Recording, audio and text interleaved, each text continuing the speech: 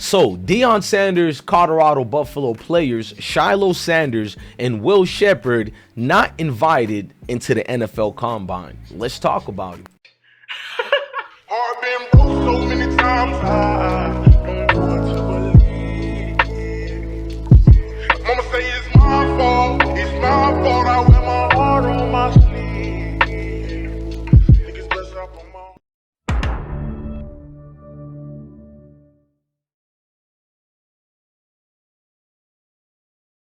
Division One stud wide receiver Will Sheppard not invited into the combine, and a lot of us was kind of shocked by it as well. And to only furthermore add to the suffering of it, Shilo also wasn't added to the combine as well. But I'm here to tell you guys, don't stress about it. Let's read some of this article so you guys can see here. They're letting you know that Shilo, amongst couple of other individuals, were also not invited into this NFL Combine. Now, we're going to read some of this article before we give our synopsis on it. Now, you guys can smash the like button, hit the notification bell. I'm DJ Bless One. Now, they're looking at the situation, and you guys understand that Shilo Sanders played 19 games in 2 seasons in Boulder, and he totaled for over 122 tackles and an interception and sack.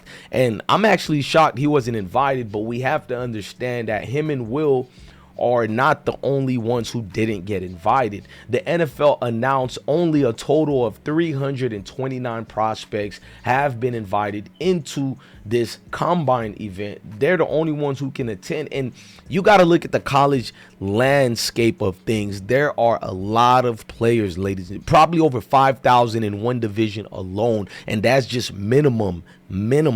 So when you look into the total scales of things, it's probably 50,000 seniors who did not get invited to it as well. So only a few of the selected ones could be invited to this glorious, routine known as the combine. Everybody know this is where all the scouts are going to be at. This is how they're going to pick you up. Will Sheppard had over 621 receiving yards and 6 touchdowns, with key plays that helped galvanize Colorado as a team.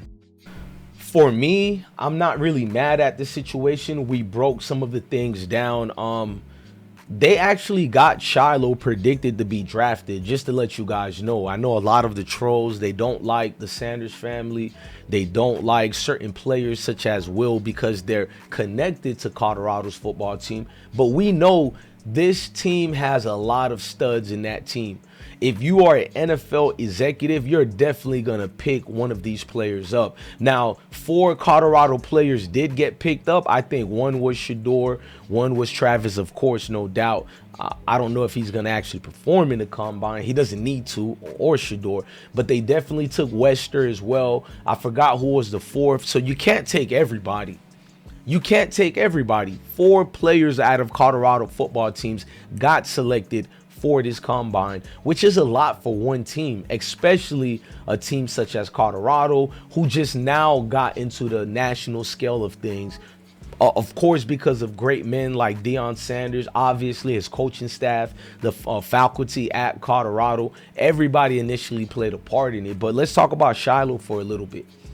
Shilo, yes, he doesn't wrap up a lot. He goes for the big hit, but believe it or not, in the NFL, they want a guy who's not afraid to go for the big hit. Most NFL owners and GMs, they don't kind of want a player who's intimidated. You can have a player in the not NFL, but in the college football ranks of things who probably had 200 tackles in the last 2 years. But it doesn't mean it's going to translate into an actual top defensive back. It just doesn't, because a lot of guys get intimidated. They probably were stud athletes in high school and the college way of things. But when you go to the NFL and you go from playing on Saturdays to Sundays, it becomes a different game of football when you're playing on Sundays. The Ray Lewis types of the world, yes, they can wrap up, but it's the non-fear, non-caring of running in there like a missile and going towards your target. And that's what Shilo plays like, a projectile that can't really be controlled. Now, when you look at Will Sheppard, he had a lot of plays, y'all, a whole lot of plays that really was top notch, bro. Like, look at some of the catches. Look at some of the Hail Marys that you guys claim that Shedeur just threw it up. But a lot of these passes were completed by receivers such as Will Sheppard. He knew how to run the routes. He knew how to separate from his defenders. We'll be right back after this commercial break. Some of this stuff that I'll be overhearing, I can't make this up.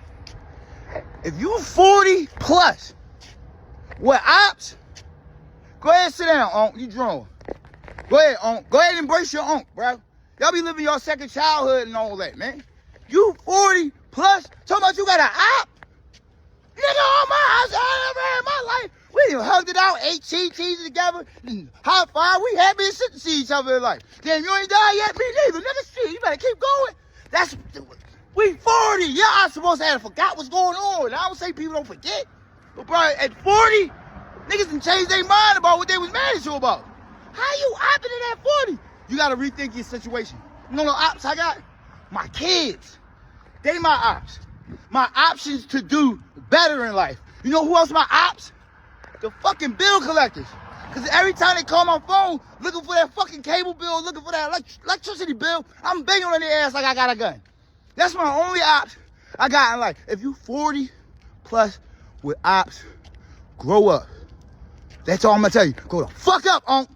Cobain report. Hey, say family, do me a favor and smash the like button. Press the like button. As you're watching a video, look in the corner and just press the like button for us.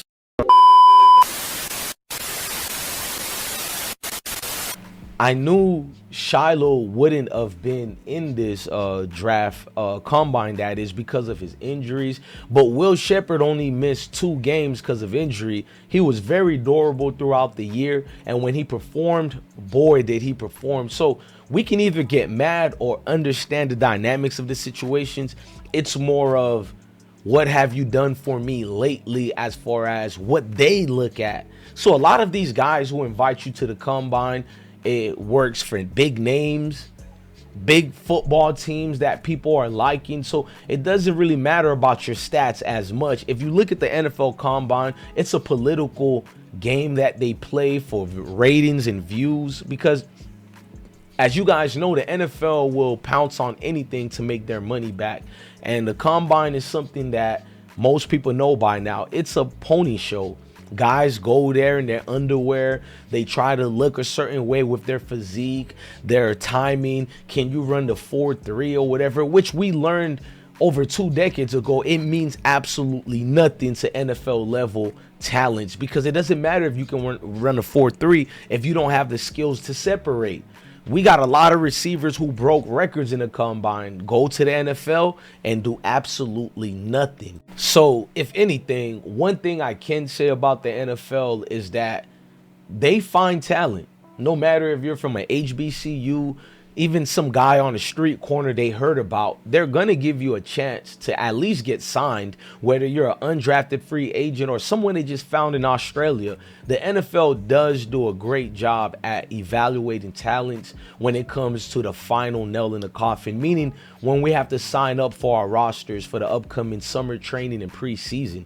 But when you look at the NFL Combine, it's really a pony show of the guys we know already. We're trying to get them in one room together to see who could be the top dog. But it doesn't necessarily mean the people who come out as the top dogs, these are the top echelons of players that we're going to resume to select. It doesn't mean that at all. Pay attention to the core details.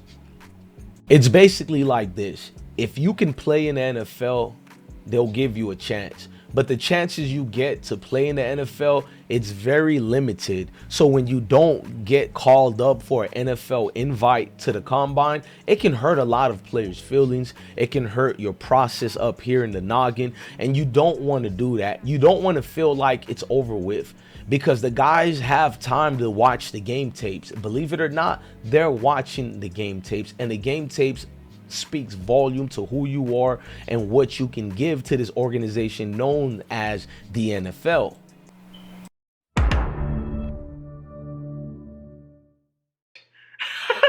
I've been broke so many times.